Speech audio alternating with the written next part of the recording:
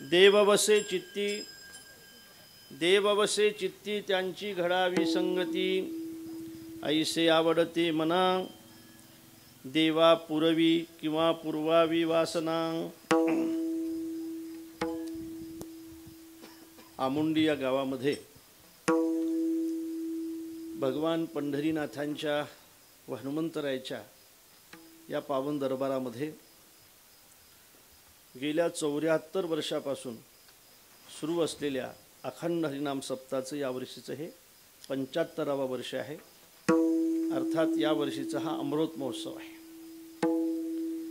75 वर्ष एखादा सप्ताह सातत्याने अशा खेड्यागावामध्ये चालवणं हे तसं त्यावेळेला फार कठीण होतं, आता जरी सोपं असलं तरी। आणि ज्यांनी हा सुरू केला असेल, ज्यांनी हा आजपर्यंत चालवला असेल, त्यांना मी मनापासून धन्यवाद देईल। याही वर्षी हा अमृत महोत्सव मला वाटते 25 वर्ष पूर्ण झाले की त्याला रौप्य महोत्सव म्हणतात, 50 वर्ष पूर्ण झाले की त्याला सुवर्ण महोत्सव म्हणतात, आणि 75 वर्ष पूर्ण झाले की त्याला अमृत महोत्सव म्हणतात। 25 वर्ष ज्यावेळेला पूर्ण झालेत त्यावेळेला आपण होतात, सगळे होता ना, तुम्ही होते का? ज्यावेळेला या सप्ताहाला 50 वर्ष पूर्ण झाले मला वाटते त्यावेळेला तुम्ही होतात, आणि ज्यावेळेला 75 वर्ष पूर्ण होत आहेत त्यावेळेला सुद्धा तुम्ही आहात, आणि ज्यावेळेला या सप्ताहाला 100 वर्ष पूर्ण होतील त्यावेळेला सुद्धा तुम्ही सगळ्यांनी असावं अशी माझी इच्छा आहे। तुम्ही सुद्धा असावं। थांबता ना 25 वर्ष? 25 वर्ष काही हरकत आहे का? थांबता ना? अरे मला सांगा ना, मी सांगतो, जाहीर करतो मग 25 वर्ष आणखी सप्ताहासाठी फक्त।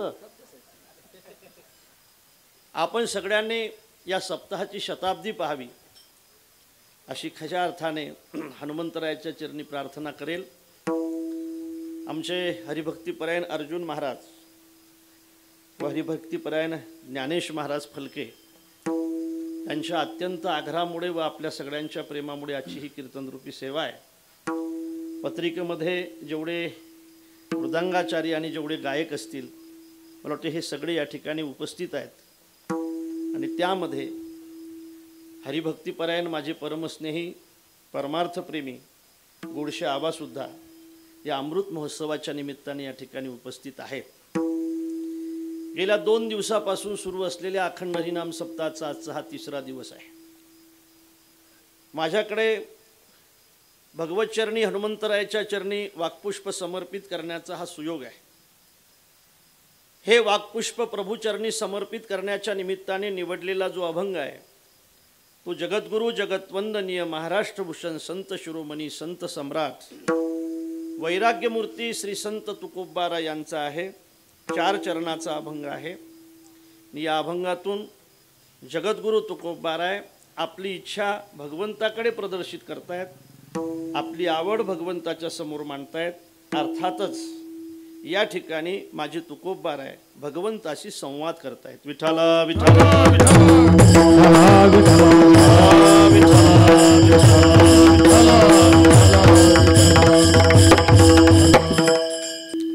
देवाशी संवाद साधण्याचं ज्याचं भाग्य असेल तो भाग्यवान आहे। एखाद्या वेळेला आपल्यासमोर देव नसताना सुद्धा जी माणसं देवाशी संवाद साधत असतील ते सुद्धा भाग्यवानच आहेत। देवाकडे आता झालंय रे, थोडे दिवस राहिले, माझं जीवन सगळं चिंतनामध्ये गेलं पाहिजे गड्या। काळ कोरोनाचा आहे, मोठी मोठी माणसं याच्यात निघून गेले, काहीच नाही केलं त्यांच्यासोबत, फक्त तेच गेले। त्यांच्यासोबत होतं ते तसंच राहिलं, फक्त तेच निघून गेले। मोठी मोठी माणसं याच्यामध्ये गेले। देवा मला जीवदान दिलंय तू, माझं आता उरलेलं आयुष्य परमार्थामध्ये गेलं पाहिजे गड्या। उरले ते हरी तुम्हा समर्पण। कितीही माणूस श्रीमंत असला तरी त्याच्यासोबत काहीच जात नसते रे। माझ्यासोबतही मला असं वाटते काहीच येणार नाही। अरे इतका मोठा श्रीमंत माणूस काय आमच्या गावातला गेला, तरुण माणूस गेला, त्याच्या घरातली माणसं खूपच रडत होते रे देवा जो गेला त्यावेळेला। पण 13 दिवसात विसरले राव, आपापल्या कामाला लागले, गेले मुंबईला, ड्युटी करतायत। आता फोन गेला की मस्त हसून गप्पा करतायत। असंच माझं सुद्धा होईल ना, बरोबर आहे ना? माझं सुद्धा असंच होईल ना। मला सुद्धा माणसं 12-13 दिवसात विसरतील ना। राजा आमच्या गावातला एक तरुण मुलगा गेला, असं वाटलं काय होईल बा या पोरीचं, काय होईल बा या पोरांचं, पोरं तर लहान लहान आहेत, काहीच नाही झालं। चौथ्या पाचव्या दिवशीच तर गप्पा मारायला लागले ती माणसं. नंतर 15व्या दिवशी तर हसून बोलायला लागले. नंतर तर मोबाईलवरचे गाणे ऐकायला लागले. अर्थात इतके सगळे कष्ट करून घरातली माणसं जर मला 15 दिवसात विसरत असतील देवा, तर याच्या पुढचे कष्ट मी तुझ्यासाठी केले पाहिजेत. करून घे माझ्याकडून. हा संवादच आहे, हा आपण देवाशी केला पाहिजे. विठाला विठाला विठाला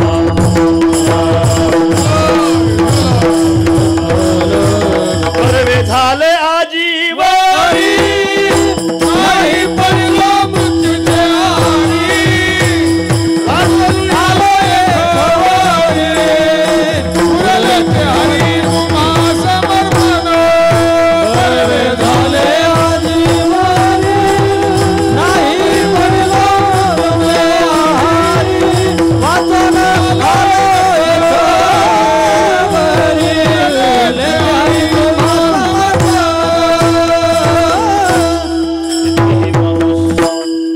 असला तरी माणसं विसरतात रे. लाजीने एखाद्या श्रीमंत माणसाचा पुतळा तयार होतो गड्या, ती कावड्यांची व्यवस्था होते. त्यांच्या पुण्यतिथी नाही, त्याच्या स्मरणार्थ एखाद्या वर्षातून एखाद्या वेळी तो झटकला जातो. तर कावडेच बसलेले असतात. ते कशासाठी बसतात आपल्या सगळ्यांना माहीत आहे. मला असं वाटते, खरं सांगू का, फक्त घरच्यासाठी जगत असाल तर घरातली माणसं तुम्हाला विसरल्याशिवाय राहणार नाहीत गड्या. घरातली माणसं बरं मेल्यानंतरच विसरतील असं नाही. जास्त दिवस जगून पहा, जास्त दिवस खाटल्यावर पडून पहा. तुमच्या पाठीला चांद्या पडू द्या.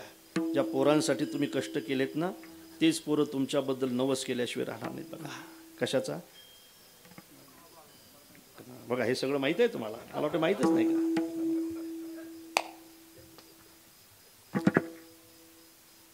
स्वतःसाठी जगणारी माणसं कधी जिवंत नसतात आणि देव धर्म आणि देशासाठी जगणारी माणसं कधी मरत नसतात. जिवंत राहिलं पाहिजे.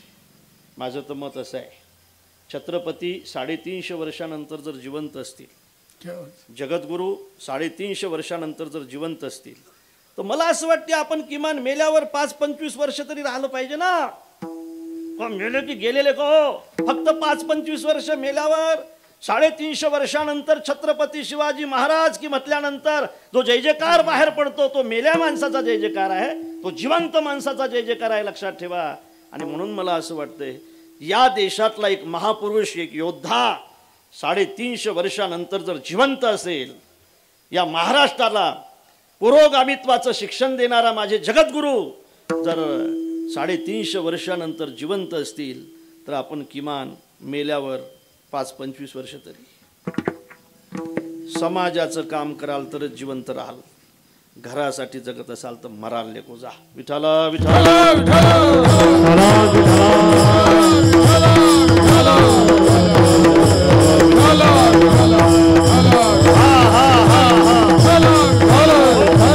संवाद, हा देवाशी संवाद करतोय आपण. म्हणून प्रत्यक्ष आपल्या समोर तो नसला तरी सुद्धा त्याची प्रतिमा आपल्या समोर असते. लावा, बोला त्याच्याशी.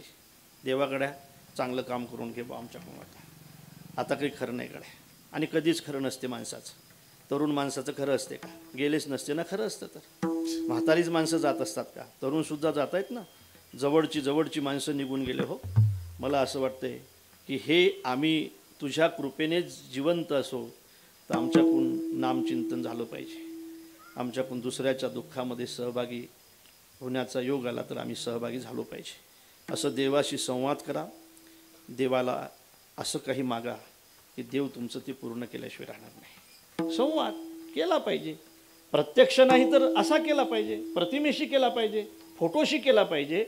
जगद्गुरू तुकोबबार आहे माझ्या प्रभूशी साक्षात संवाद करतायत, साक्षात संवाद करतायत, आपली आवड सांगतायत. खरं सांगू का महाराज, वादामध्ये काही प्रकार आहेत. एक जल्पवाद आहे, एक वितंडवाद आहे, एक संवाद आहे. संवाद सुद्धा वादलाचाच प्रकार आहे. संवाद वादातलाच प्रकार आहे. एक जल्पवाद आहे, एक वितंडवाद आहे, एक संवाद आहे. जल्पवाद कशाला म्हणतायत, वितंडवाद कशाला म्हणतायत आणि संवाद कशाला म्हणतायत? जल्पवाद कशाला म्हणतायत?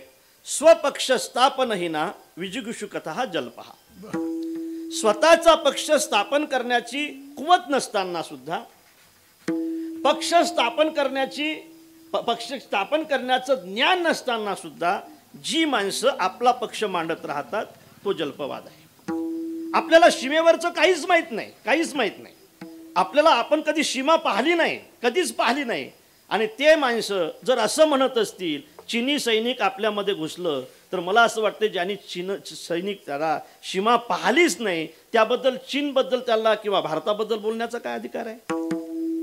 ज्या गोष्टीचं ज्याला ज्ञान नसेल त्या गोष्टीबद्दल त्याने बोलू नये. आणि तो जर बोलत असेल आणि त्याच्यातून जर एखादा वाद निर्माण होत असेल त्याला जल्पवाद म्हणतात. असं होते महाराज. ज्या गोष्टीचं आपल्याला ज्ञान नाही ना त्या गोष्टीसुद्धा माणसं जास्त मारत असतात, जास्त त्याच गोष्टीबद्दल जास्त बोलत असतात.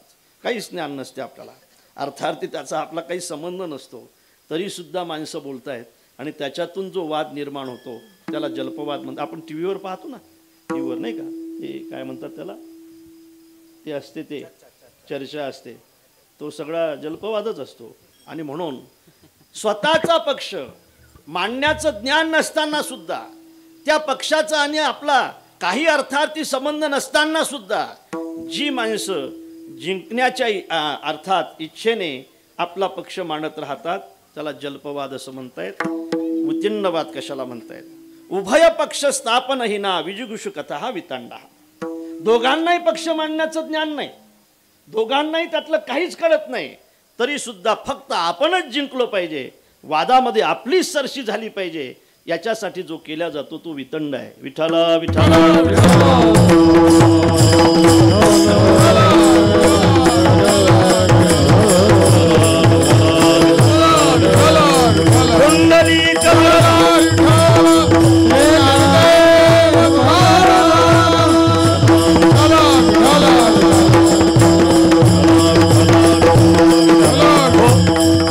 आपण जिंकलो पाहिजे या इच्छेने केला जातो तो वितंड आहे. विदर्भातून नागपूरहून गोडसे महाराज एक माणूस, सुशिक्षित माणूस रेल्वेमध्ये बसला. सुशिक्षित माणूस नागपूरहून रेल्वेमध्ये आला. त्या सुशिक्षित माणसाला असं वाटलं की मी आणखी पुन्हा येईल, पण नाही येऊ दिलं त्याला.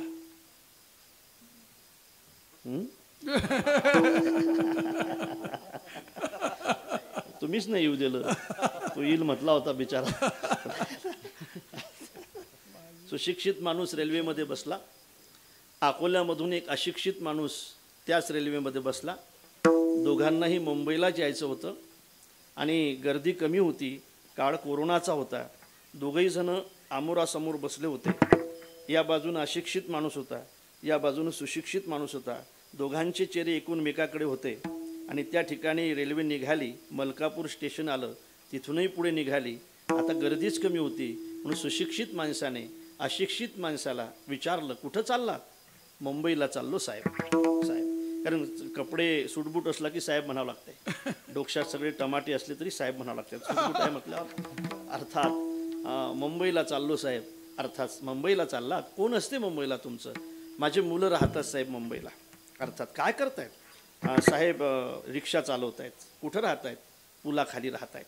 त्यांच्या भेटीला 10 वर्षापासून भेट नाही साहेब, चाललो साहेब. अर्थात मुंबईला चालला होय, अच्छा बरं. जरा अशिक्षित दिसता? हा साहेब अशिक्षित आहे साहेब. जरा खेड्यातले दिसता?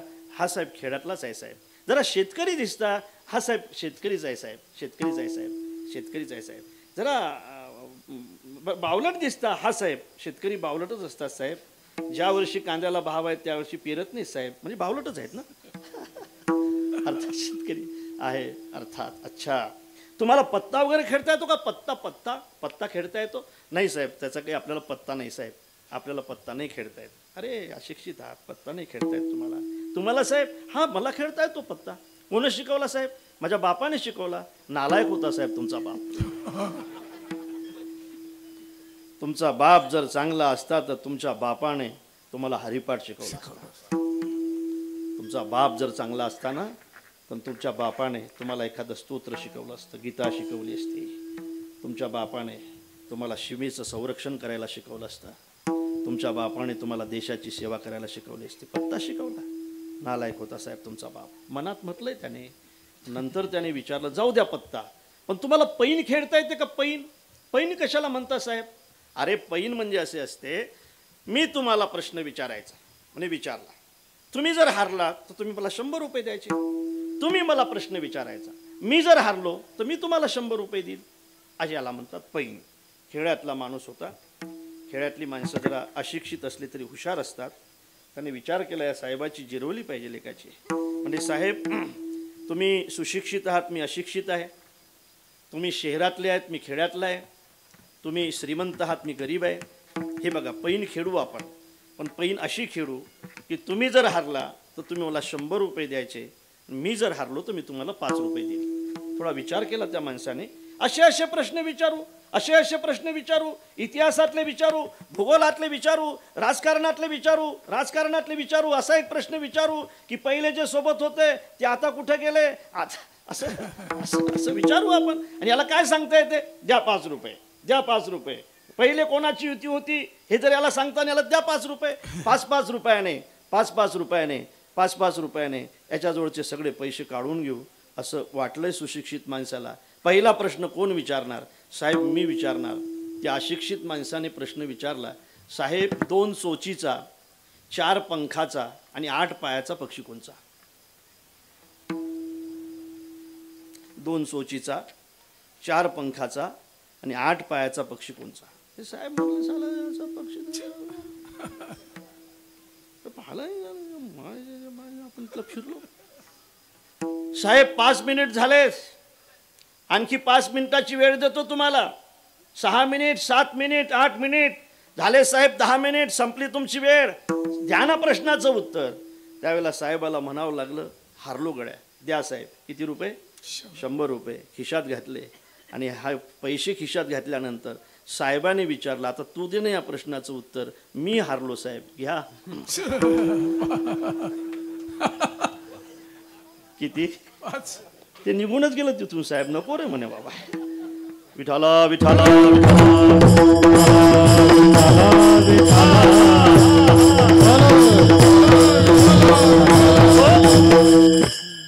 हरवण्याच्या इच्छेने जे केल्या जाते तो वाद आहे, वितंड आहे. त्याच्यापासून जो होतो तो वितंड म्हणते. लहान लहान मुलं सुद्धा बऱ्याचदा हरवतात बरं माणसाला, बऱ्याचदा हरवतात.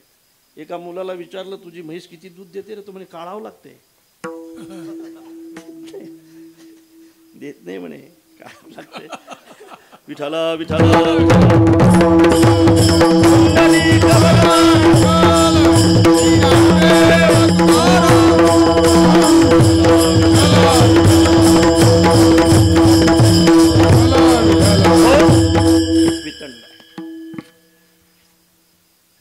फक्त जिंकण्याच्या इच्छेने दोन्ही ज्ञान नसताना सुद्धा जे वाद करत राहतात त्याच्यातून जो निर्माण होतो तो वितंडवाद आहे. याबद्दलही मला बोलायचं नाही, पण माझ्या महाराजांचा आणि भगवंताचा जो आहे तो वितंडवाद नाही, तो जल्पवाद नाही, तर तो संवाद आहे.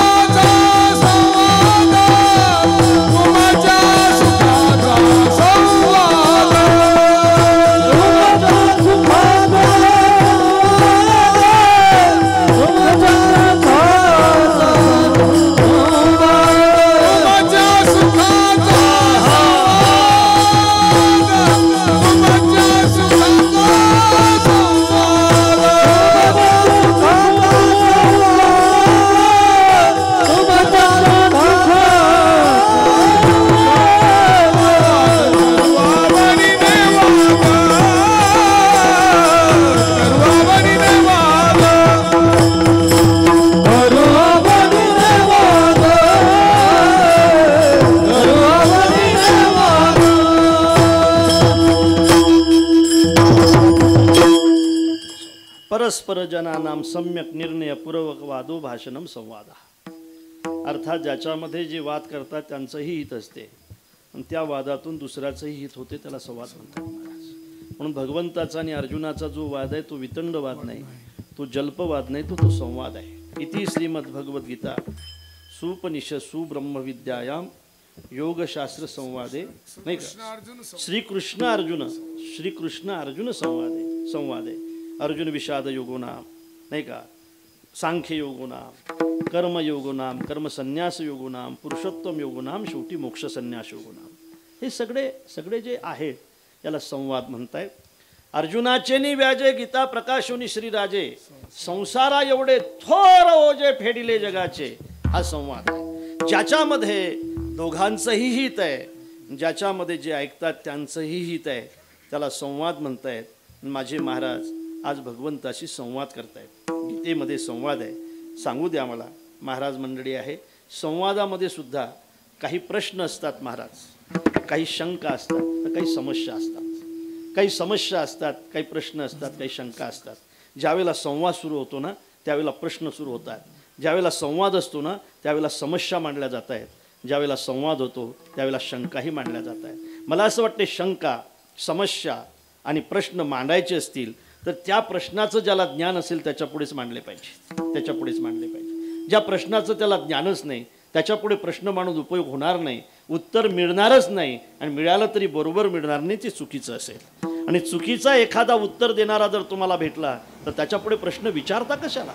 त्याच्यापुढे समस्या न सोडवणाऱ्या माणसाच्या पुढे समस्या कशाला मांडताय? समस्या सोडवणारा असेल तर त्याच्यापुढे समस्या मांडा. अर्जुन देवापुढे समस्या मांडतो. त्याला माहीत आहे की माझी समस्या फक्त देव सोडू शकतायत. प्रश्नही देवापुढे मांडतोय, त्याचं उत्तर फक्त भगवान श्रीकृष्णच देऊ शकतायत. आणि शंका ही देवापुढेच मांडतो, त्या शंकेचं निरसन सुद्धा तेच करू शकतायत.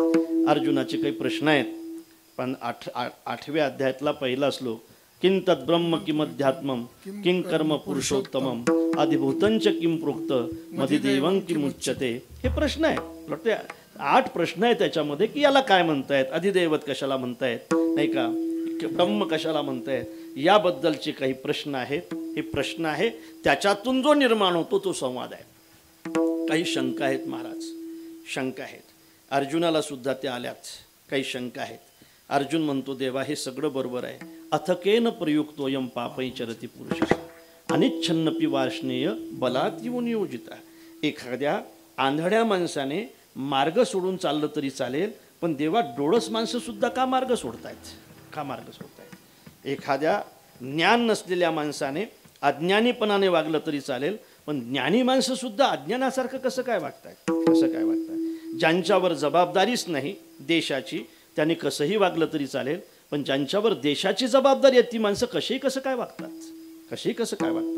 अर्थात जबाबदार माणसाने तर जबाबदारीने वागायला पाहिजे ना देवा. मी देवाशी बोलतो बरं का. अर्थात मार्ग सोडून का चालतायत? मार्ग सांडून अनारेसे चालत देखो. मार्ग सांडून चालतायत, अज्ञानासारखे चालतायत. मला शंका आहे, मला याच्याबद्दल गड्या काय आहे, शंका आहे. अथकेन प्रयुक्तोयम पापैचरति पुरुष अनिच्छन्नपि. इच्छा नसताना सुद्धा, इच्छा असताना काही हरकत नाही रे, पण इच्छाच नसते त्याची, बलाती या जबरदस्तीने या कामामध्ये त्यांचं नियोजन कोण करते असं जे विचारलं जाते. मला असं वाटतंय त्या अर्जुनाच्या शंका आहेत, भगवान त्याचं सुद्धा उत्तर देत आहेत. कामयेश क्रोधयेश रजोगुण समुद्भवा महाशनो महापापमा, नाही का, विद्येन इह वैरिनम. हे वैरी आहेत. विठ्ठला विठ्ठला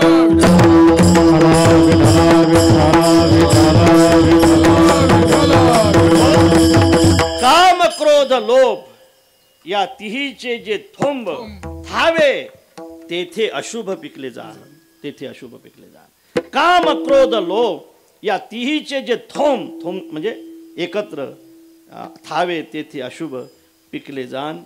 अर्जुनाने काही प्रश्न विचारले, देवाने त्याचंही उत्तर दिलं. अर्जुनाने काही शंका विचारल्या, देवाने त्याचंही उत्तर दिलं. आणि अर्जुनाने काही समस्या मांडल्या, त्याचंही उत्तर दिलं. समस्या ही त्याच्या पुढे मांडली पाहिजे की जिथं सुटल्यासारखी वाटेल. वर्गणी त्यालाच मागितली पाहिजे की तो देण्यासारखा असेल. विठ्ठला विठ्ठला विठ्ठला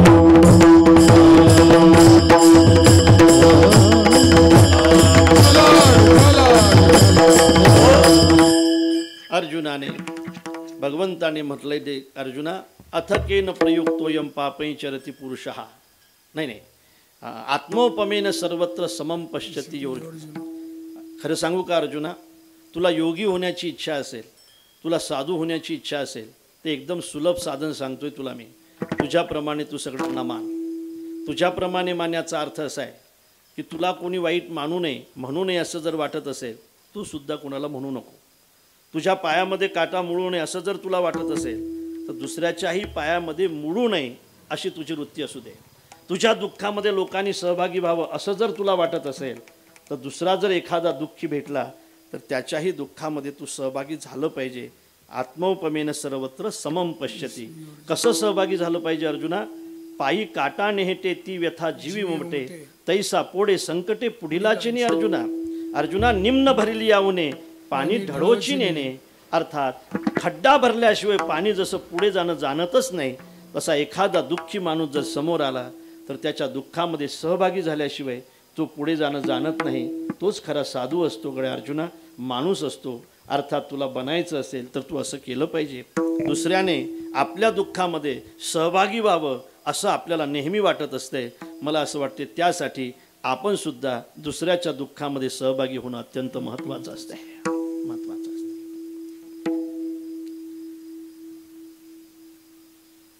आमची खंडाळे दाजीची तुमच्या गावात येण्याच्या अगोदरची इथं येण्याच्या अगोदरची ओळख आहे. आमुंडीमध्ये आल्यानंतर हे गाव किती परमार्थावर प्रेम करते याबद्दल तुम्हाला विचारण्याची गरजच नाही. कळा, तुमचे हे भव्य मंदिरच दिसतात. मागल्या वर्षी ज्या मंदिराचं भूमिपूजन मी केलं आहे, त्या मंदिराची उभारणी एका वर्षामध्ये इतकी मोठी या गावामध्ये होऊ शकते. याचाच अर्थ असा आहे की तुमचं परमार्थावर, संप्रदायावर अत्यंत प्रेम आहे, म्हणून हे सगळं घडतंय. कळा, आणि म्हणून पारमार्थिक माणसाने दुसऱ्याच्या दुःखामध्ये सहभागी होणं हा सुद्धा फार महत्त्वाचा परमार्थ आहे. लक्षात ठेवा, आपण परमार्थिक आहोत. भावे गावे गीत शुद्ध करून या चित्त, इथं अभंग थांबत नाही महाराज. आनिकाचे कानी गुणदोष मना नाणे, हे सुद्धा या अभंगातलंच आहे. मस्तक ठेंगणा, हे सुद्धा या अभंगातलंच आहे. तुका म्हणे फार थोडा तरी परोपकार, हे सुद्धा अभंगातलंच आहे. अभंगातलंच आहे. आणि म्हणून हा अभंग पूर्ण व्हावा असं वाटत असेल, मला वाटते हा अभंग म्हणजे माणसाचं पूर्ण जीवन आहे. पूर्ण जीवन आहे. ज्याला आपलं जीवन पूर्ण व्हावं असं वाटत असेल तर त्याने नामचिंतनही केलं पाहिजे. त्याने आनिकाचे कानी गुणदोष मना न आणि हेही केलं पाहिजे. मस्तक ठेंगणा करी संताच्या चरणा, हेही केलं पाहिजे. वेचिते वचन जेने राहे समाधान, हेही केलं पाहिजे. तुका म्हणे फार थोडा तरी परोपकार, हेही केलं पाहिजे. हे केलं पाहिजे. आमचे काही प्रकल्प आहेत गोडशे महाराज. त्यातला आता एक प्रकल्प असा आहे की जो बेवारस मानसिक मनोरुग्णांचा आहे. महाराष्ट्रातले बेवारस मानसिक मनोरुग्ण त्या ठिकाणी आहेत. 110 आहेत, ज्यांना कोणीच वारस नाही, जे रस्त्याने फिरतात. महिलांची परिस्थिती अत्यंत वाईट आहे. ज्या महिला त्या ठिकाणी आणल्या जात आहेत त्यांच्या डोक्यामध्ये किडे असतात. भयंकर भयंकर, तुम्ही विचारही करू शकत नाही अशा अवस्थेमध्ये काय रे त्या ठिकाणी फिरत असतात. कुठलं तरी पाणी पितात, कोणी दिलं तर खातात. नाही, ते तर माणसंच आहेत ना, माणसंच आहेत ते. आपल्याला माणूस की नाही म्हणून आपण त्यांचा विचार करत नाही. ते तर माणसंच आहेत ना, माणसंच आहेत. आणि 26 होते तेव्हापासून त्या प्रकल्पाशी आपलं नातं आहे. आता त्या प्रकल्पावर 110 बेवारस मानसिक मनोरुग्ण आहेत. मला असं वाटतंय त्या मानसिक मनोरुग्णांची जी सेवा करतायत त्यांच्याकडे जर आपण पाहिलं तर आपल्या लक्षात येईल की आपण सुद्धा दुसऱ्याच्या दुःखामध्ये कसं सहभागी झालं पाहिजे. किसी के काम जो आए उसे इंसान कहते हैं, पराया दर्द अपनाए उसे इंसान कहते हैं. कभी धनवान है कितना, कभी इंसान निर्धन है. कभी सुख है कभी दुख है, इसी का नाम जीवन है। जो मुश्किल में न घबराए उसे इंसान कहते हैं। किसी के काम जो आए उसी के इंसान कहते हैं, कहते हैं, कहते हैं। दुसऱ्याच्या दुःखामध्ये जोपर्यंत तुम्ही सहभागी प्रेमाने होणार नाही तोपर्यंत माझे तुकोबा आहे तुम्हाला पारमार्थिक नाहीत म्हणणार, नाही म्हणणार. मी म्हणेल, कारण मला तुमच्यापासून स्वार्थ आहे, मला पाकिटाची गरज आहे, मी म्हणेल. महाराज नाहीत म्हणणार. तुम्ही महाराजांनी तुम्हाला पारमार्थिक म्हणावं असं वाटत असेल तर तुम्हाला सहभागी व्हावं लागेल. विठाला विठाला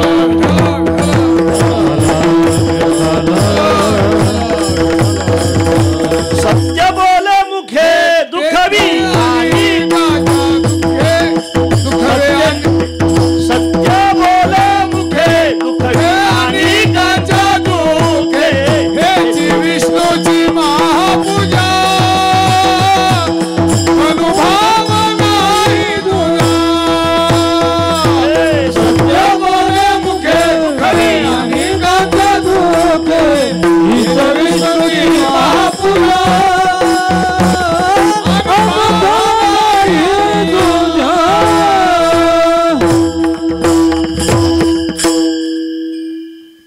आत्मपमेन सर्वत्र समम पश्यती अर्जुन. अर्जुन म्हणतो देवा बरोबर आहे, पण चंचलम ही मन कृष्ण हे माझ्यासमोरची फार मोठी समस्या आहे. माझं मन अत्यंत चंचल आहे. संवादामध्ये शंका असतात, प्रश्न असतात, समस्या असतात. अर्जुनाने मांडल्या, देवाने त्याचं उत्तर दिलं. अर्जुनाने फक्त अर्जुनाचेच प्रश्न आणि समस्या मांडल्या नाहीत, आपल्याही मांडल्या. वकील पक्षकार असतो, तो आपल्या समस्या मांडण्यासाठीच न्यायाधीशासमोर उभा असतो. आणि अर्जुनसुद्धा आपला खऱ्या अर्थाने वकील आहे, आपण त्याचे पक्षकार आहोत. आपल्या सगळ्या समस्या तो देवाच्या समोर मांडतोय, वकिलाच्या न्यायाधीशासमोर मांडतोय, आणि याला संवाद म्हणतायत. मला पुढे जाऊ द्या. विषय असा आहे, या संवादामधलाच एक विषय असा आहे महाराज, की अर्जुनाने भगवंताला विचारलं की देवा, खरंच आमच्या आवडीचा जसा विषय आहे त्याच्या तुझ्या आवडीचा काही विषय आहे रे? भगवान म्हणतात आहे. कोणचा विषय आहे? भगवान म्हणतात, खरं सांगू का अर्जुना, मी या ठिकाणी जे येतो ना ते माझी आवडी घेऊनच येतो, आवडी घेऊनच येतो. कोणची? आपलीची आवडी धरुणी खेडी आपण आले व्याले. आपलीची आवडी आवडी धरुणी आली ती आधारा, आवडी धरुणी आली ती आधारा. केला हा पसारा याच लागी, केला हा पसारा याच लागी, केला हा पसारा याच लागी, केला हा पसारा याच लागी. एकलेची कंठे न कंठेची म्हणून येणे, केले निर्माण चौदाही भुवने. गगन चंद्र सूर्य मेघ तारांगणे, पाचही महाभूते भौतिके भिन्ने भिन्ने हो. ऐसा लाघविया माया सूत्रधारे. आपलीची आवडी धरून खिळिया, आपा आपण आते व्याले रे. देवा तुझी आवडी म्हणणे आहे, हे माझी आवड आहे. खरं सांगू का अर्जुना, मला सगळ्यापेक्षा जर जास्त काय आवडत असेल ना तर मला माझे भक्त खूप आवडतात. काय खूप आवडतात.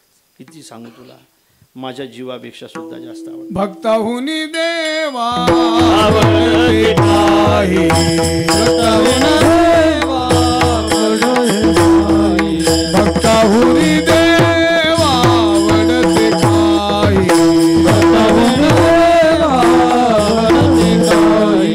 भुवनी नाही आन तुझे, भुवनी नाही आन तुझे, भुवनी नाही आन तुझे,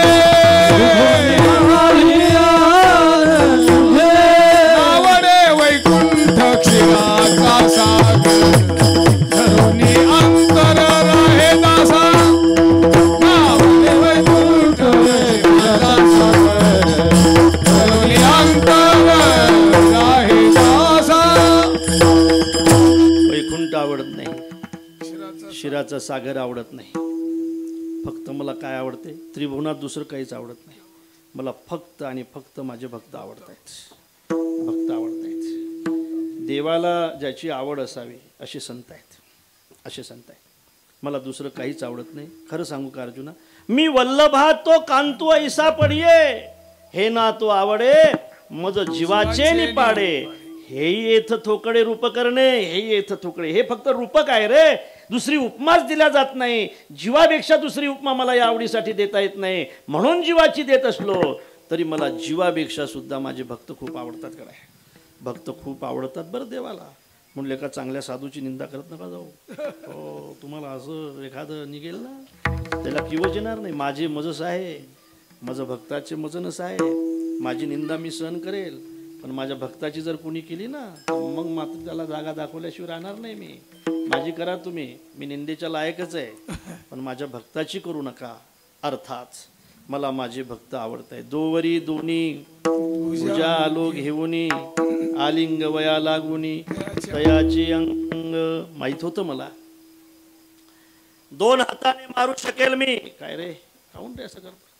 विठाला विठाला विठाला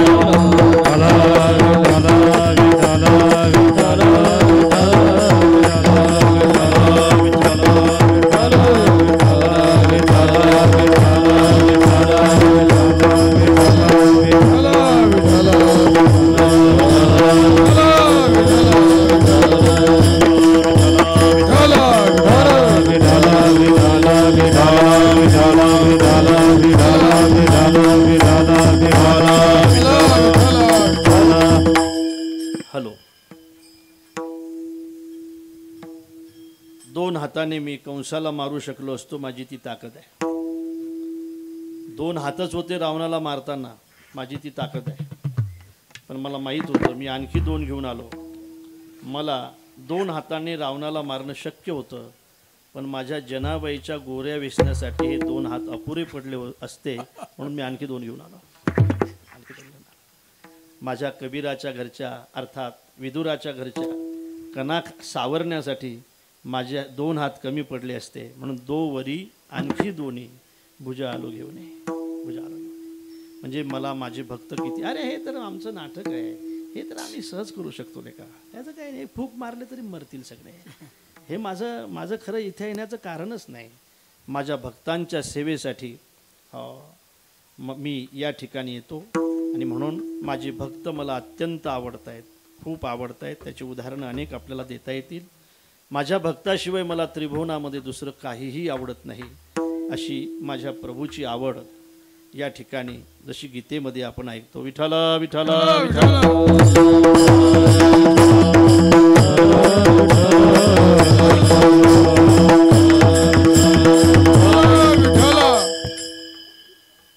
देवाची आवड आहे. संत महाराजांचा हा संवाद आहे. महाराज म्हणतात, गीतेमधली तुझी आवड आम्ही ऐकली की तुला साधू आवडत आहेत, संत आवडत आहेत, संताच्या घरी येणं आवडते, संतांच्या सौभाग्यवतीचं बाळांपण करणं सुद्धा तुला आवडते. हो, चोखोबाची बहीण झाला शारंधर, वहिनी उघडा दार हाका मारी. बरे बाई तुम्हा देवाने धाडिले, आणि पती माझे गेले कुणीकडे. बहीण म्हणते, केली त्वा सूचना, आला माझ्या घरा, तिने केली त्वरा मज लागी. 1.25 महिना पूर्ण झाल्यानंतर बहीण म्हणते, बाई जातो बाई आता, वहिनी आता आमूच्या घराला, रागे भरतील मला धनी माझे. काय नामदेव महाराज देत आहेत महाराज, माझी धनी माझ्यावर रागवतील म्हणे. कोण म्हणते? त्याचे कोण धनी असू शकते महाराज? जेने हे विश्व निर्मिले, तो म्हणतो की रागे भरतील मला धनी माझे. तुला माहीत आहे कसे आहेत, मी जर वेळेवर पोचली नाही तर ते माझ्यावर रागावतील, ते मला घरात घेणार नाहीत. वहिनी जाते वहिनी आता मुच्या घराला, रागे भरतील मला धनी माझे. वहिनी म्हणते, बाई इतकं काम केलंय बाई तुम्ही आमच्या घरी, मला सारवण करू दिलं नाही, मला सडा टाकू दिला नाही, मला रांगोळी काढू दिली नाही, मला पाणी तापू दिलं नाही, हे सगळं तुम्ही केलं बाई. बोलावणी संवासनी पाळणा घातले, नाव ते ठेविले कर्ममेळा हे सुद्धा तुम्हीच केलं बाई. इतकं जर सगळं काम तुम्ही माझ्या घरी केलं असेल, थांबा बाई आता शिवते मी थांबा ना चोळी. बाई. नाही, येऊ द्या घरधनी. त्याच्या अगोदर येऊ द्या घरधनी, करतील बोडवण. काय मी उत्तीर्ण होऊ आता.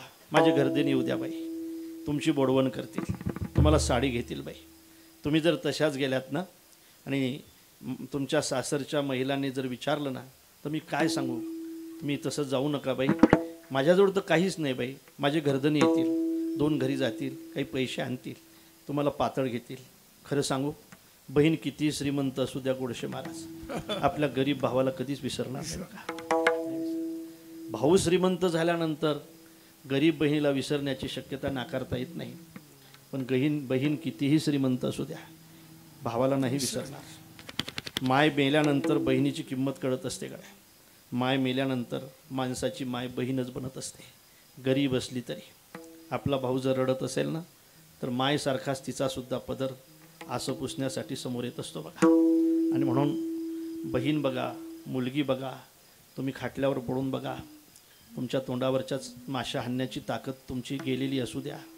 मुलगा त्याच्या व्यवहारात असेल, व्यवसायात असेल, पण मुलगी मात्र तिचा प्रपंच सोडून तुमच्या तोंडावरच्या माशा हाणण्यासाठी आल्याशिवाय राहणार नाही का? म्हणून बहिणी गरीब श्रीमंत असू द्या, गरीब भावाला नाही विसरणार. इतकी श्रीमंत बहीण गरीब भावाच्या घरी येते, वहिनी म्हणते, वहिनी येऊ द्या घरधनी, करतील बोडवण. काय मी उत्तीर्ण होऊ आता, माझ्या घरधण्याला उद्या तुमची बोडवण करतील. त्यावेळेला नाही बाई, लवकर गेलं पाहिजे. आणि मुलगी जशी रडते ना, तशी ही सुद्धा बहीण रडत होती. आणि वहिनी म्हणत होती, वहिनी थांबा बाई, आजच्या दिवस तरी थांबा बाई, आता शिवते मी चोडी, न लगे वनमाडी बोलत असे. नको वहिनी, मी तुमचे उपकार कधी विसरणार नाही वहिनी. माझी एक प्रार्थना आहे वहिनी तुम्हाला, तुम्ही फक्त आवाज द्या, मी आल्याशिवाय राहणार नाही. तुमचे भांडे खूप असले ना, दिवाळीचं सगळं असलं ना, भांडे घासायचे, तर तुम्ही नदीवर घेऊन जात जा, माझं स्मरण करत जा. तुम्ही फक्त गप्पा मारा, मी येईल भांडे घासून द्यायसाठी. तुम्ही सारवून काढलं ना वहिनी सगळ्या घराचं, फक्त माझा दादा घरी नसला पाहिजे, तो मला येऊ देणार नाही. तो बाहेर पाठवून देत जा, माझं स्मरण करत जा, तुम्ही गप्पा मारत जा माझ्याशी, मी सगळं सारवून देईल, तुमचं सगळं सारवून देईल. एखाद्या दिवशी धुणं काढलं ना वहिनी, तुम्ही सगळ्या गोदड्यासहित नदीवर जा, फक्त माझं स्मरण करा, आणि बस तुम्ही बाजूला बसून मस्त गप्पा मारत मारत मी तुमचं धुणं धुवून द्यायचं. आणखी किती आवड पाहिजे महाराज, वा धुणं धुणं. थांबा बाई आता शिवते मी चोडी, न लगे वनमाडी बोलत असे.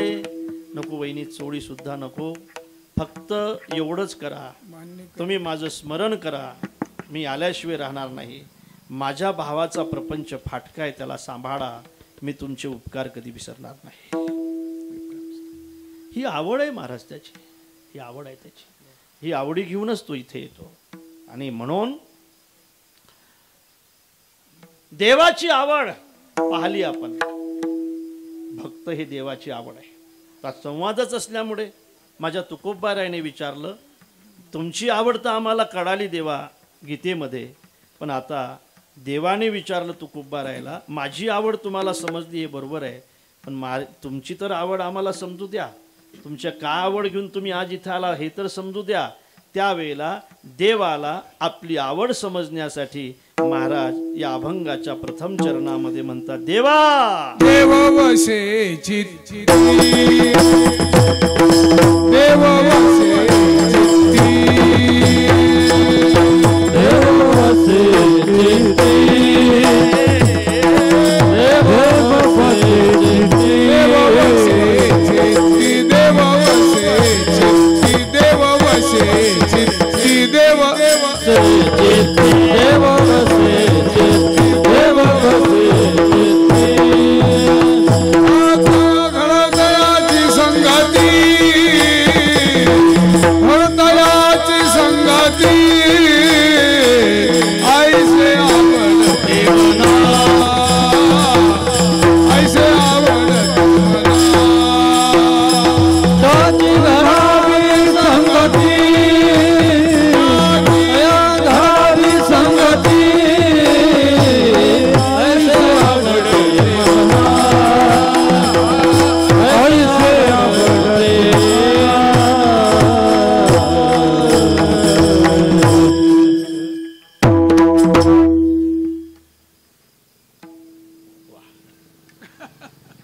झालंय ना तुझं? झालं का नाही जेवण म्हटलंय मी, आणि आणखी काय नाही झालं? विठाला विठाला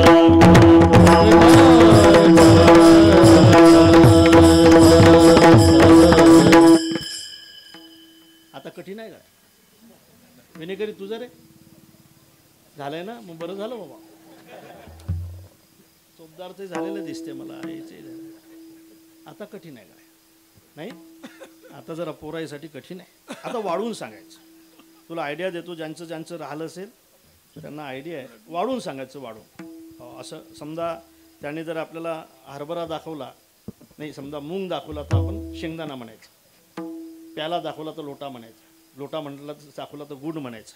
गुण दाखवला तर रांजण म्हणायचं. असं वाढून एकाने असं सांगितलं, मी त्यांनी सुद्धा वाढूनच सांगितलं. पाहुणे आले, समोर बसला होता, विचारलं, अरे का हो 10वीपर्यंत शिक्षण झालं असेल? 10वी नाही म्हणे, आपलं MA झालं. वाढून सांगितलं MA झालं. दुसरं विचारलंय, तुमच्याकडे बहुतेक 20 एकर शेती आहे वाटते. अरे 20 एकर नाही, 40 एकर आहे म्हणे. असं काय करतात? 40 एकर आहे. आणि असं बोलताना त्याला जरा खोकला आला. हवा आलाच बघा. खोकला आल्यावर विचारलं, जरा खोकलत आहे? जरा खोकला आला दिसतोय. नाही नाही, आपला TB आहे म्हणे.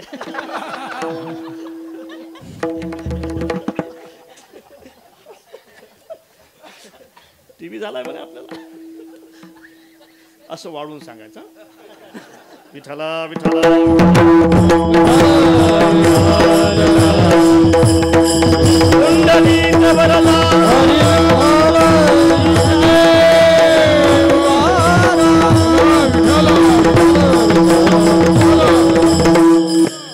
देव वसे चित्ती,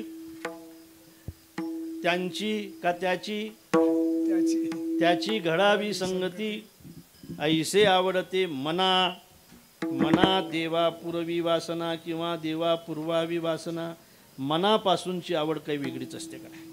बऱ्याचदा माणसाला दुसऱ्याच्या आवडीप्रमाणे वागावं लागतं, पण मनापासूनची आवड त्यापेक्षा आणखी वेगळी असते, आणखी वेगळी असते, आणखी वेगळी असते.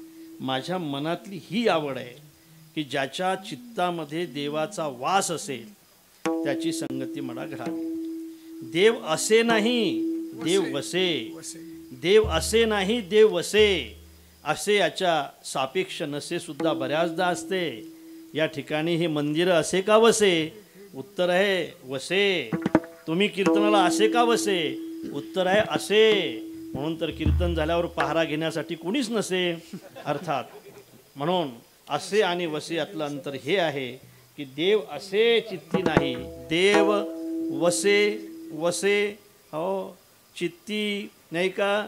त्याने त्या ठिकाणी क्षेत्रसन्यास घेतलेला आहे. देव वसे चित्ती, त्याची घडावी संगती. आपण कुठेही गेलात तरी दादा आपल्या चित्तातला देव कुठं नाही गेला पाहिजे. आपण कुठेही गेलात तरी सुद्धा तो आपल्या चित्तामध्ये अखंड असला पाहिजे.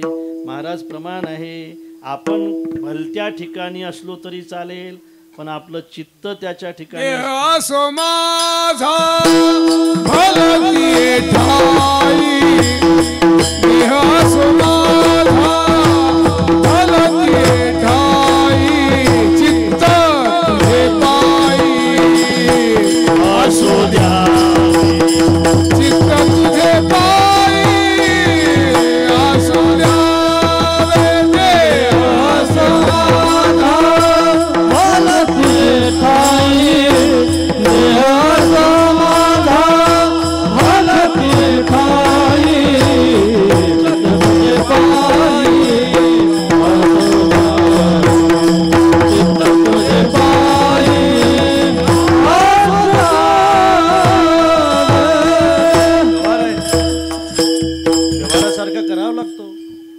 रोज काय आपण सप्त्याला जातो, रोज काय आपण कीर्तनाला जातो, याहीपेक्षा रोज काय आपण मंदिरामध्ये येतो, याच्यापेक्षा तर आपल्याला लग्नात जास्त जावं लागते, याच्यापेक्षा तर आपल्याला मौतीवर जास्त जावं लागते, याच्यापेक्षा तर आपल्याला दाव्यावर जास्त जावं लागते, याच्यापेक्षा तर आपल्याला वेगवेगळ्या ठिकाणी अनेकदा जावं लागते. कोण्याही ठिकाणी गेला तरी चालेल, पण आपल्या चित्तातला देव कधी जाऊ देऊ नका. बस मी मी मी त्यांच्यामध्ये मिसळायचं, त्यांच्यामध्ये करायचं, त्यांच्यामध्ये मग राहायचं. मला वाटते एखादी फांदी जर आपण फळ तोडण्यासाठी अशी खाली ओढली ना महाराज, अशी फांदी जर खाली ओढली, तिचं फळ जर आपण आंब्याचं तोडलं ते एकदम वर नाही जात, जिथं आहे तिथं जाते. जिथं आहे तिथं जाते, एकदम वर नाही जात. जिथं वडली तिथंही नाही राहत, जिथं आहे तिथं जाते. आपण कुठंही असलो तरी चालेल, पण आपलं चित्त त्याच्या ठिकाणी असलं पाहिजे. बघा तुम्ही कसं ऐकताय मला माहीत नाही, गवळणी कुठंही होत्या, चित्त मात्र त्याच्या ठिकाणी होतं. भरीला उलंडोनी रीता करी घट, मिस पानियाचे गोविंदाची चट, चाले छळछळा पुसंडोनी वाट, पाहे पालतोनी उभा तोची नीट ओ, चाळा लावियेला गोप गोपीनाथे, चाळा लावियेला गोप गोपीनाथे, गोप गोपीनाथे, गोप गोपीनाथे. मंथन करत असताना सुद्धा त्यांच्या चित्तामध्ये फक्त तोच होता. मंथन काय देवाची पूजा आहे? आपणही करतोस ना मंथन, माहिती आहे ना मंथन? मंथन असं असं करायचं असते. अरे मंथन माहिती आहे का नाही? तुला घुसळण म्हणतायत, घुसळण नाही असं करायचं. घुम घुम करीती, घुम घुम घुम करीती, घुम घुम करती डेरे घुमती, आनंदल्या गौडणी गौडणी, छंदे छंदे डोलती, एक म्हणती साजनी तुम्ही लपवा गेलोनी, नकडे नकडे नकडे बाई कृष्णाची करणी, कोणी कळोनी हागे सखये, येईल चक्र पाणी, खास खांदोनी तुम्ही आता लपवा दुधानी, दुधानी आनंदल्या उनवणी. उनवणी कशाला म्हणतात? उनवणी शिळवणी घालिता परिते लोणी येईना. उनवणी आणि शिळवणी सुद्धा अभंगामध्ये टाकल्या जाते, घुसळण सुद्धा अभंगामध्ये टाकल्या जाते, पाणी भरणं सुद्धा अभंगामध्ये टाकल्या जाते. त्याचे अभंग तयार होतात. याचं कारणच असं आहे, त्यांचा देह काहीही करत असला तरी त्यांचं मन आणि चित्त सुद्धा त्याच्याजवळ होतं. करिता तया काम धाम, तमाल श्याम ध्यानी मनी, तमाल श्याम ध्यानी मनी, तमाल श्याम ध्यानी मनी, करिता तया काम धाम, तमाल श्याम ध्यानी मनी, तमाल श्याम ध्यानी मनी, तमाल श्याम ध्यानी मनी. काम कोणचंही करत राहात. मडके बनवण्याचं केलंच, शेले बनवण्याचं केलंच, हजामत करण्याचं सुद्धा केलं, पण ध्यानामध्ये मात्र तो होता. म्हणून त्यांचा व्यवहार सुद्धा परमार्थ झाला. क्या बात. आपण परमार्थ करतो, ध्यानामध्ये प्रपंच असल्यामुळे आपला परमार्थ सुद्धा प्रपंच होतो. प्रपंच होतो. त्यांचा प्रपंच परमार्थ झाला. अभंग बनले महाराज त्याचे. आपण राव इतक्या दिवस झाला करतो, आपल्याला अभंग एकही नाही आले. किंवा उभे राहतात, मस्त फेटा बांधतात, हे करतात, कीर्तन करतात, हे अभंग काहीच नाही. दुसऱ्याचेच अभंग वापरावं लागतात. त्यांच्या व्यवहाराचे अभंग तयार झाले. त्यांचा व्यवहार फक्त व्यवहार होता, देहाने चालत होता. चित्त मात्र त्याच्याजवळ होतं किंवा तो चित्तात होता. याला म्हणतात देव वसे चित्ती, त्याची घडावी संगती, ऐसे आवडते मना, देवा पुरवावी माझी ही वासना. काय असते महाराज? एखाद्या गोष्टीचा योग येणं सहज असला तरी त्याचा क्षम होणं ही गोष्ट कठीण आहे. विठाला विठाला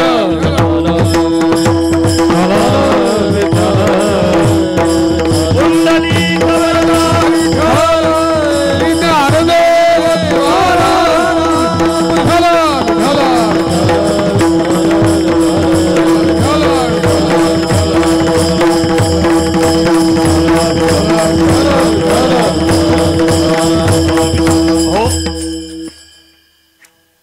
पदाचा योग येणं सोपी आहे, पण टिकवणं कठीण आहे. पैशाचा योग येणं सोपी आहे, कठीण आहे तसा, पण येणं क्षमापेक्षा सोपं आहे. कठीण योगावनी क्षेम. एखाद्या वेळेला पैसा प्रारब्धात असेल तर कष्ट न करता सुद्धा मिळत असतो, पण त्याचा क्षम होणं अत्यंत कठीण आहे की तू झाला पाहिजे. एखादा माणूस म्हणजे पारमार्थिक बनणं एखाद्या वेळेला सोपं आहे, पण जीवनभर परमार्थ टिकणं ही गोष्ट त्यापेक्षा कठीण आहे. कठीण आहे. एखादा शिक्षक होणं ही गोष्ट एखाद्या वेळेला सोपी आहे, पण मला असं वाटते त्याचं शिक्षण फक्त विद्यार्थ्याकरता असणं, त्याचं शिकवणं फक्त प्रपंचासाठी नाही तर विद्यार्थ्यासाठीच असणं हे कठीण आहे. हे कठीण आहे. एखादा डॉक्टर होणं सोपं आहे, पण आपल्याकडे जो पेशंट म्हणून येत असेल त्याची देव म्हणून सेवा करणं हे कठीण आहे. हे कठीण आहे. हे कठीण आहे. का म्हणे रोग वैद्याची अंगी नाही नाही जगी उपकार करी. हां, त्याच्याजवळ नाही, पण त्याला तर करावं लागेल ना, उपकार करावा लागेल ना. तो जर एक पेशंट नेल्यानंतर झोपवलं महाराज, त्याला अपेंडिक्सचं ऑपरेशन करायचं होतं, त्याचं भयंकर दुखत होतं आणि बेशुद्ध करण्याचं इंजेक्शन काढलं त्या डॉक्टरने. आणि असं वर पाहिलं की आपल्याला बेशुद्ध करणारा आपल्यासोबत कोणीच नाही. तो उठून बसला, पाठीमागच्या खिशातलं पाकिट काढलं, पैसे मापायला सुरुवात केली. अरे आतापासून नाही, आतापासून नाही द्यायचे, कशाला मापताय तुम्ही पैसे? अहो आणखी 5-7 दिवस राहायचं शेठजी तुम्हाला, आतापासून पैसे कशाला मापताय? म्हणजे तुम्हाला देण्यासाठी मापत नाही, पण तुम्ही बेशुद्ध करणार आहात ना मला, म्हणून मापून ठेवतो. तुम्हाला काही समजलं नाही? न जाणो मापलेले नव्हते म्हणून कळणार नाहीत किती गेले म्हणून. श्रम कठीण आहे. विद्यार्थी होते, एक शिक्षक काय म्हणतात त्याला, शिक्षण अधिकारी, ती शाळा तपासण्यासाठी गेला. सगळे विद्यार्थी बसलेले होते. त्यांनी प्रश्न विचारला की यातला हुशार विद्यार्थी कोणचा आहे गुरुजी? हुशार विद्यार्थी कोणचा आहे? त्यांनी बोट दाखवला, हा हुशार आहे, हा हुशार आहे, आमचा रामभाऊ फार हुशार आहे. त्याला विचारलं 35 आणि 35 किती? तो म्हटलं 80. 35 आणि 35 किती? 80. 80 म्हटलाय तो, 80. तो म्हटलं गुरुजी हा 80 सांगतो, 35 आणि 35 70 होता, आता 80 सांगतो. म्हटले हाच हुशार आहे, बाकीचे सगळे 100च्या पुढे आहेत म्हणे.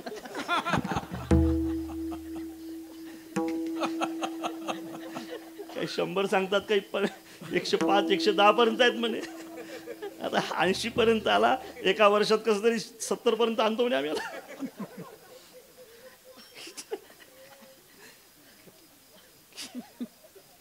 श्रम कठीण आहे, कठीण. योगाउनी क्षेम ओकलिया होय शीन. संत भेटीचा योग अत्यंत महत्वाचा आहे जीवनामध्ये. कठीणच आहे, कठीणच आहे. संत भेटीचा योग येणं ही गोष्ट अत्यंत कठीण आहे, पण त्याहीपेक्षा त्यांची संगती टिकून राहणं हे त्याहीपेक्षा कठीण आहे. देवा मला भेटही झाली पाहिजे आणि ती अखंड टिकलीही पाहिजे. तिसऱ्या चरण हरे जानास वे भेटी, हरे जानास वे भेटी, हरे जानास वे भेटी, हरे जानास वे भेटी.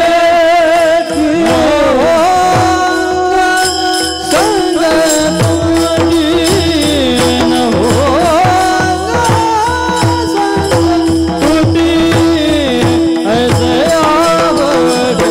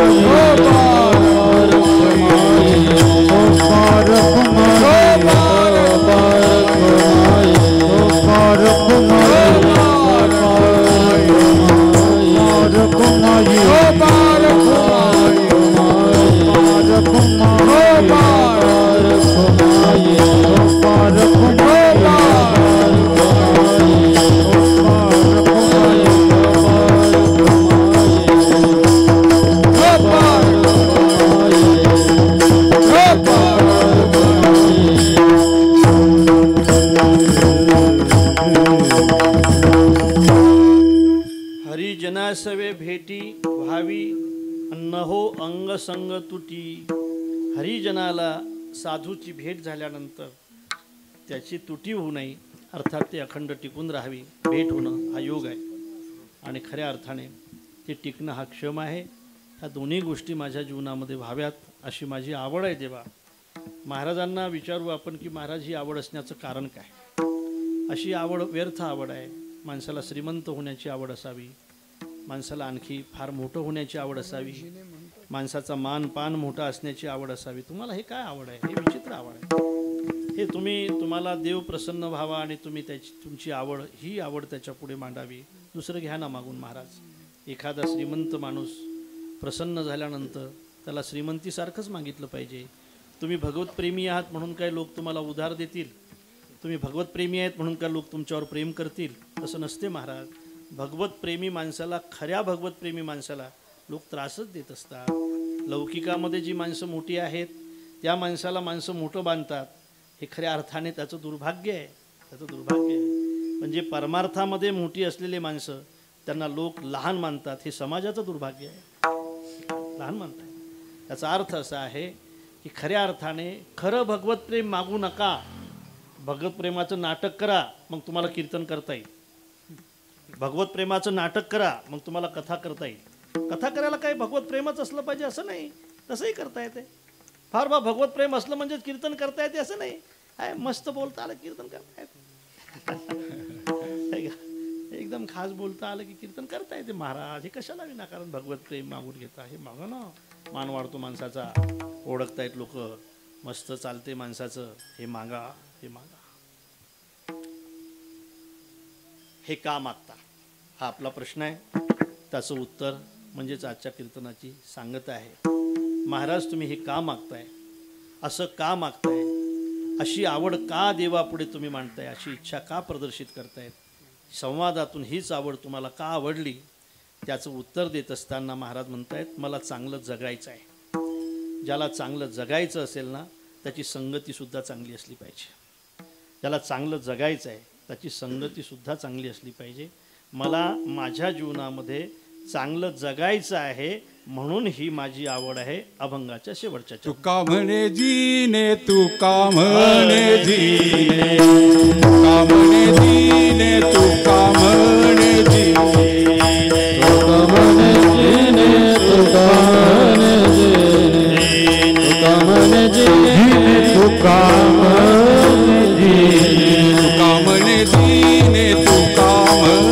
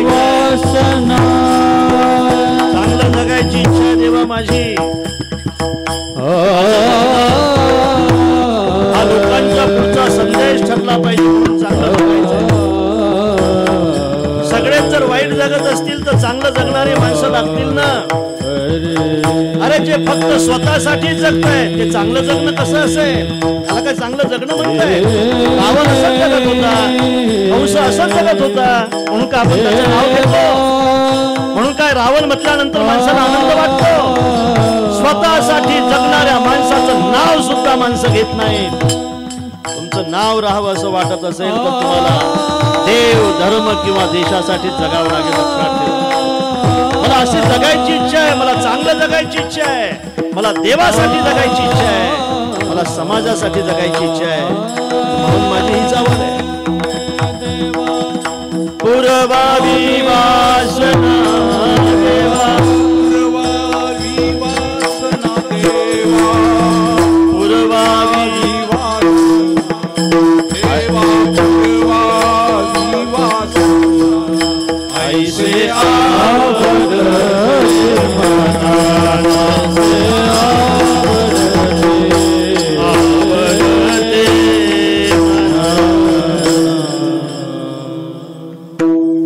भैरवी झाली आता. आता काय म्हणून तर म्हणायला लावलं तुम्हाला, वेळ आहे संपला. तुका म्हणे जिने भले संत संगष्टने, संत संगष्टीने जिने भले, भले जिने संत संगष्ट, म्हणजे भलं जगावं, चांगलं जगावं असं वाटते, म्हणून मला संताची संगत पाहिजे. अरे विषय असा आहे महाराज, चांगलं म्हणजे संतांच्या संगतीने माणसाला चांगलं जगता येते. म्हणजे नेमकं काय होते, संतांच्या संगतीने आपला रोग जाईल, संतांच्या संगतीने आपली गरिबी जाईल, चांगल्या संगतीने आपलं मरण चुकेल, अजिबात चुकणार नाही, गरिबीही जाणार नाही, रोगही जाणार नाही. पण चांगला आहे का, चांगल्या संगतीने असाल तर तुम्हाला गरिबीचं दुःख कधी दुःख वाटणार नाही, रोगाचं दुःख कधी दुःख वाटणार नाही. हा चांगल्या संगतीचा परिणाम आहे. रोग येत असतात, अनेकांना आले, शंकराचार्यांना सुद्धा झाला होता, नाही का, रामकृष्णांना सुद्धा होता. रोग येत असतात, जात असतात. रोगामुळे बऱ्याचदा महात्म्याला सुद्धा बोलू नका रे, बोलू जावं लागतंय. याचा अर्थ त्याचं दुःख आपल्याला दुःख वाटू नये असं वाटत असेल, तुमचं जीनं चांगलं व्हावं असं वाटत असेल तर चांगली संगती करावी. महाराज म्हणतात माझी आवड आहे. थोडक्यामध्ये सांगून जाईल. काय झालं, जीनं चांगलं कशाला म्हणतायत, जाणं तर एक दिवस निश्चित आहे. जाणं ज्याचं निश्चित आहे त्याचं जीनं चांगलं असलं पाहिजे, नाही का. ज्याचं जाणं निश्चित नाही त्याचं कसंही असलं तरी चालेल, पण ज्याचं जाणं निश्चित आहे त्याचं जगणं चांगलं असलं पाहिजे.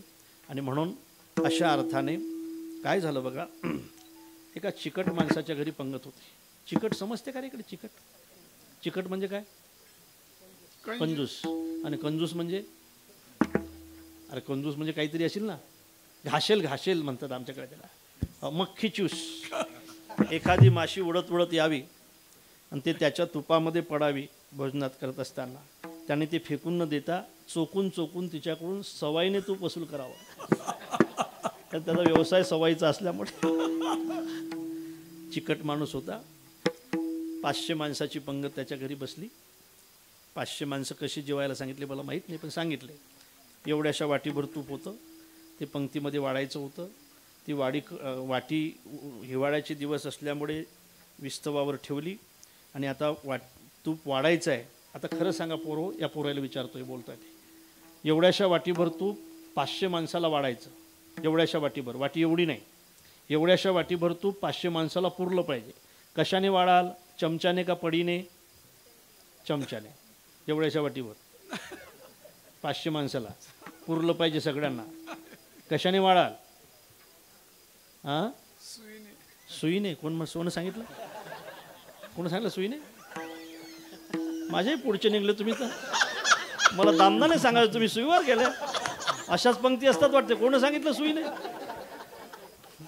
आज पंगत तुमच्याकडे नाही ना. दाबणाने वाढायचं ठरलं. तो वाटी उचलण्यासाठी गेला.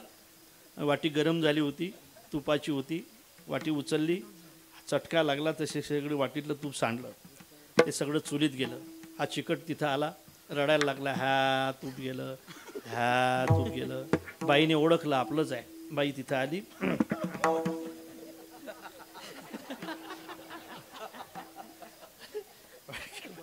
आपलं ओळखायला आलं ना तिला कुंभारवाड्यात असल्यासारखं वाटलं, म्हणजे ओळखायला आला तिला. बाई आली. काय रडता हो, ह्या करता मोठे, काय रडता, काय झालं रडायला, ह्या रडताय मोठे, तुम्हाला तर काही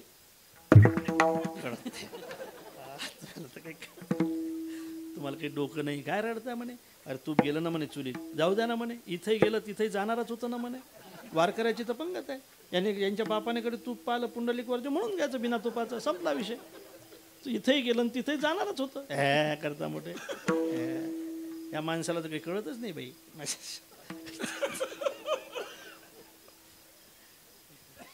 बरोबर आहे ना विनेकरी? हो, कळतच नाही, डोकं नाही, अक्कल नाही. अनुभवाचं आहे.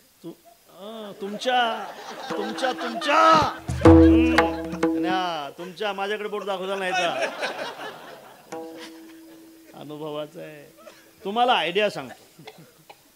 तुम्हाला जर कोणी म्हटलं चोपदार अक्कल नाही, समजा तुम्हाला म्हटलं कोणी, तर उत्तर द्यायचं खरंच नाही म्हणा. तू म्हणतं ते बरोबर आहे म्हणा, मला अक्कलच नाही म्हणा. मला जर अक्कल असती तर तुझ्यासारखी झांबलट माझ्या पत्रात पडलीच नसती.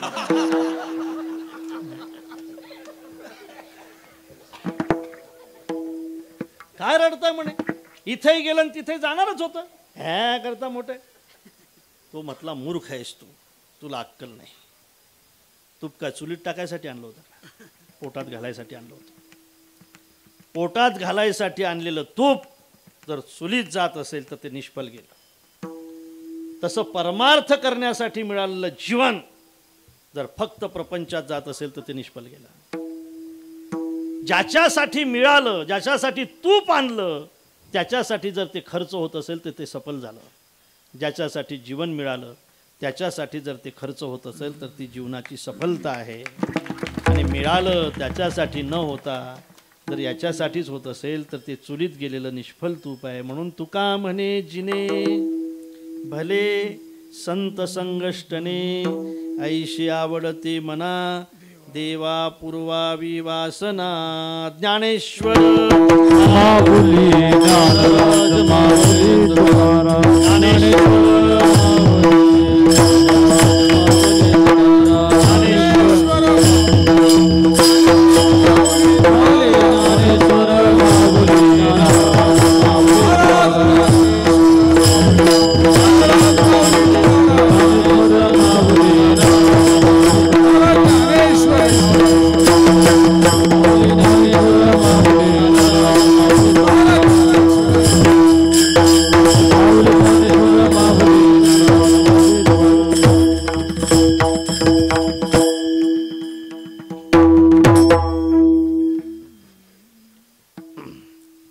आजची कीर्तन रूपी सेवा या ठिकाणी विराम घेते.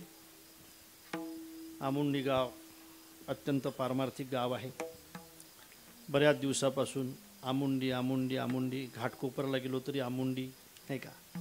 मला असं वाटतं की खऱ्या अर्थाने आपण पारमार्थिक आहात. आपलं परमार्थावरचं प्रेम प्रत्यक्ष समोर दिसते, कृतीने ओळखायला येत असते.